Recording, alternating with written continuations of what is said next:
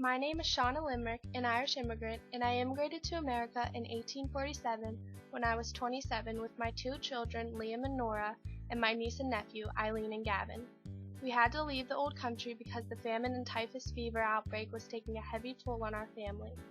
I lost my sister and her husband to typhus fever, along with my husband's mother, father, and brother. My sister left her two kids behind when she passed, and me and my husband took them under our wing.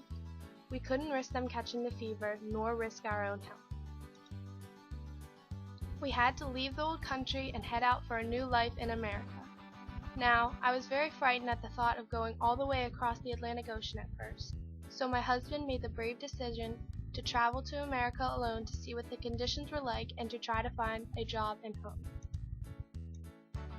My husband Niall tried to keep in touch with us on his voyage to America, and he said it was not easy, but it was worth it once that ship came into view of the glorious Statue of Liberty.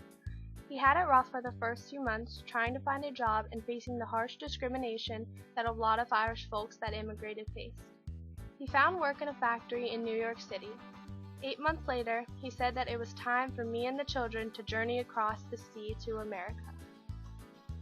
Our journey began on April 14, 1847, and we arrived on April 29, 1847. It was the longest 2 weeks of my life, and I was worried sick the entire time.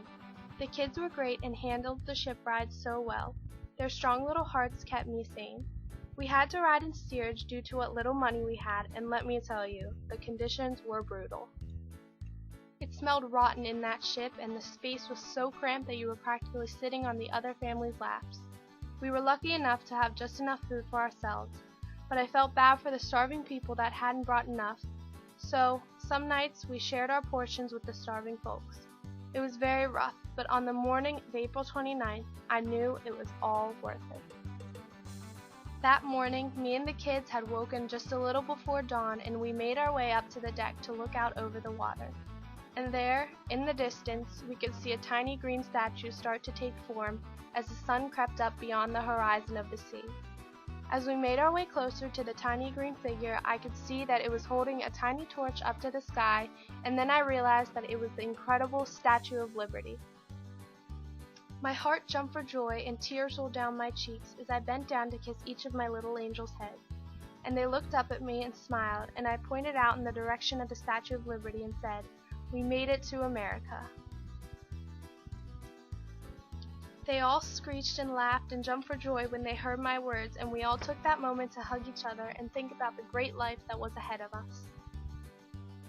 When we arrived, we headed straight to Castle Garden, where we were examined from head to toe, inside and outside.